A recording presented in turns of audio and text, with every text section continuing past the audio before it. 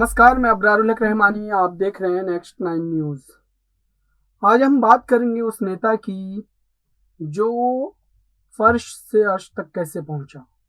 जी हाँ, आज हम बात करेंगे देवेंद्र फडणवीस की। वो नेता जो अर्श से फर्श तक का सफर तय किया और राजनीति में वो मकाम हासिल किया जिस मकाम को हासिल करने के लिए कई नेताओं को मुद्दत लग जाती है। लेकिन देवेंद्र फडणवीस ने एक कम समय रहते हुए भी उस मकाम को हासिल किया। उसके पीछे की वजह क्या थी या उनकी जीवन शैली क्या थी, ये सारी बातें आज हम करेंगे। देवेंद्र फडणवीस का जन्म नागपुर में हुआ। देवेंद्र फडणवीस का जो बचपना था वो अच्छे घराने में पैदा हुए, ब्राह्मण परिवार था उनका।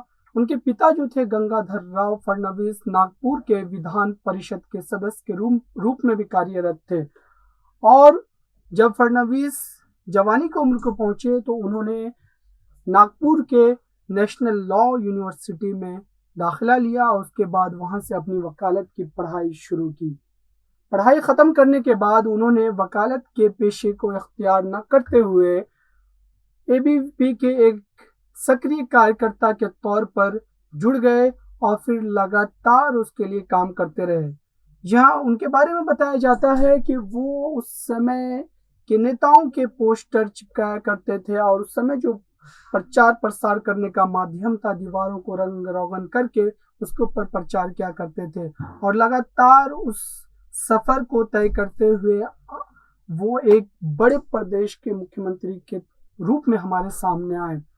आज जब हम उनकी बात कर रहे हैं तो उनके पूरे सियासी करियर की भी बात करेंगे और उन्होंने कैसे कैसे किस मकाम को हासिल किया उसकी भी बात करेंगे। साथ ही मैं आपको ये भी बता दूं कि वो 22 साल की उम्र में नागपुर के मेयर चुने गए थे। उनके जीवन में तभी एक बड़ा बदलाव आया और जब वो नागपुर के मेयर के तौर पर चुने गए थे उसके बाद से उन्होंने कभी पीछे मुड़कर नहीं देखा। देवेंद्र फडणवीस की अगर हम बात करते हैं तो उन्होंने जर्मन जाकर जो पीजी किया बिजनेस मैनेजमेंट में, लेकिन उन्होंने उस पेशे को भी अख्तियार नहीं किया। वो सबसे पहले इंदिरा गांधी विद्यालय में पढ़ा करते थे, लेकिन उस समय जो इंदिरा गांधी की सरकार थी और इमरजेंसी के वक्त जब उनके पिता को जेल में रखा गया, इसी कारणवश उनके पिता ने इंदिरा गांधी विद्यालय से निकाल कर उनको सरस्वती विद्यालय में दाखिल कर दिया और उसके बाद उन्होंने अपनी स्कूली शिक्षा वहीं से पूरी की। देवेंद्र फडणवीस की राजनीतिक यात्रा के बारे में बात करें तो देवेंद्र फडणवीस ने त्रिकुणी पार्क में आरएसएस शाखा से अपनी करियर की शुरुआत की।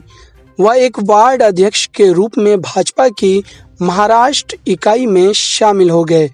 1986 से 1989 के दौरान वह एबीवीपी के सक्रिय सदस्य थे तथा उन्होंने युवाओं को समाज के पुनर्निर्माण की दिशा में प्रोत्साहित किया। वह दीवारों को पेंट करने और उन पर राजनेताओं के प्रचार पोस्टर चिपकाने का भी काम किया करते थे। इसके साथ ही वह राजनीति में युवाओं की भागीदारी और स्वामी विवेकानंद के दर्शन में एक कट्टर आस्तिक भी रहे हैं। 21 वर्ष की उम्र में वह नागपुर नगर निगम के सबसे छोटे नगरपालिका नगर सेवक बने तथा उन्होंने 1992 से 1997 तक लगातार 2 पदों पर काम किया। वह महाराष्ट्र राज्य में मेयर के रूप में दोबारा से निर्वाचित होने वाले एकमात्र व्यक्ति भी रहे हैं। तत्कालीन बीजेपी अध्यक्ष राजनाथ सिंह ने सुधीर मुंगतीवार को एक और कार्यकाल देने के लिए पूर्व अध्यक्ष नितिन गडकरी को सुझाव करते हुए उन्हें बीजेपी की महाराष्ट्र इकाई के अध्यक्ष के रूप में नियुक्त किया तथा 2014 के आम चुनावों के दौरान फडणवीस ने महाराष्ट्र में पार्टी का नेतृत्व भी किया। वर्तमान में वह महाराष्ट्र विधानसभा में दक्षिण पश्चिम नागपुर निर्वाचन क्षेत्र से प्रतिनिधित्व करते हैं। जहां तक उनकी संपत्ति की बात हो तो आपको बता दें कि देवेंद्र फडणवीस के पास आज 3.78 करोड़ रुपए की संपत्ति है, जो कि साल 2014 के मुकाबले 100% बढ़ी है।